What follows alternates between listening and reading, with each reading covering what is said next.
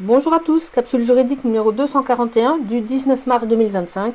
Je vais vous parler aujourd'hui de la France et de la Slovaquie. En France, tout d'abord, la CNIL vient de rendre deux délibérations intéressantes, voire presque amusantes. Il y a en effet pour l'instant un tel bashing contre l'administration Trump que soudain, l'hébergement des données de santé des Français qui étaient réalisé sur les serveurs de Microsoft doit à présent être déménagé.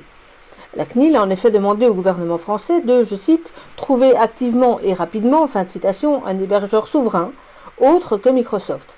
Alors très bien, parce que c'est exactement ce que les Français qui ont encore les yeux ouverts et les neurones actifs ont demandé depuis la création de cette plateforme nommée Health Data Hub en 2019. La polémique dure depuis un moment, évidemment il y a des voix qui se font entendre dans tous les sens, et il fallait que la CNIL s'en saisisse, mais quelque chose me dit que ce n'est pas totalement grâce à ce que la presse nomme parfois pudiquement un hasard du calendrier, que ce qui ne choquait pas notre gouvernement jusque-là, ni la CNIL d'ailleurs, notamment quand Bill Gates était accueilli en grande pompe à l'Élysée, devient soudain problématique et urgent. Parce que la même CNIL, en février 2024, donnait son feu vert pour cet hébergement chez Microsoft. Alors on peut se demander, est-ce qu'on fait du droit ou de la politique au sein de cette commission d'après vous ? Et puis quand vous aurez répondu à cette question, demandez-vous si dans ce cas, la sécurité des données personnelles est vraiment la première priorité. En d'autres termes, mesdames et messieurs de la CNIL, la souveraineté numérique, entre guillemets, c'est comme la liberté d'expression, c'est tout le temps. Et pas uniquement quand ce qui se passe à l'étranger vous plaît et va dans le sens de vos propres idéaux ou objectifs, ou qu'au contraire, il faut lutter contre le grand méchant loup. En Slovaquie, à présent, le docteur Peter Kotlar, qui a été placé désormais au poste de commissaire du gouvernement, lance une enquête sur la contamination de l'ADN à l'aide des injections Covid-19. Il s'est exprimé il y a quelques jours lors d'une très longue conférence de presse, un peu plus de 30 minutes, dont je vous cite un petit extrait. Je cite « Je n'ai pas peur de le dire officiellement. Un organisme génétiquement modifié. Ma mission première, dit-il, est de défendre la Constitution et en tant que médecin, j'ai le devoir et le droit de protéger la santé des citoyens slovaques. Hier, j'ai également informé par courrier le ministre américain de la Santé et des Services sociaux, M. Robert Kennedy Jr., qui en a accusé réception. Le directeur du FBI, Kash Patel, et la procureure générale des USA, Pam Bondi, ont également été informés.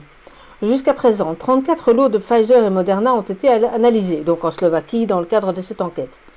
Ils ont été conservés dans le respect de la chaîne du froid et ne concernaient que ceux utilisés pour la population slovaque pendant l'épidémie de Covid-19. Je vous présente aujourd'hui le résultat le plus significatif de cette analyse.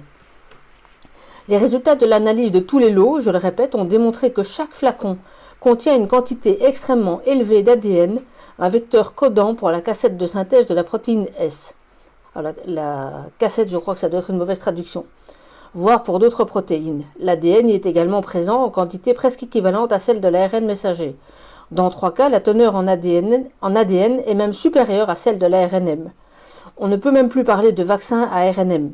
Ce code génétique pour la synthèse de la protéine Spike, cette information stockée dans cet ADN, est stable par rapport à l'ARN messager et peut s'intégrer dans l'ADN nucléaire humain. Par conséquent, un tel organisme humain devient, je n'ai pas peur de le dire officiellement, un organisme génétiquement modifié. Fin de citation. Ah, la conférence est très longue, elle est très très intéressante.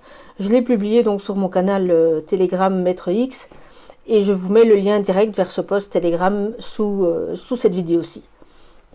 Voilà, c'était une capsule très rapide, je suis désolée, j'ai pas beaucoup de temps pour l'instant et les nouvelles au niveau politique vont tellement vite qu'on n'a plus le temps de suivre.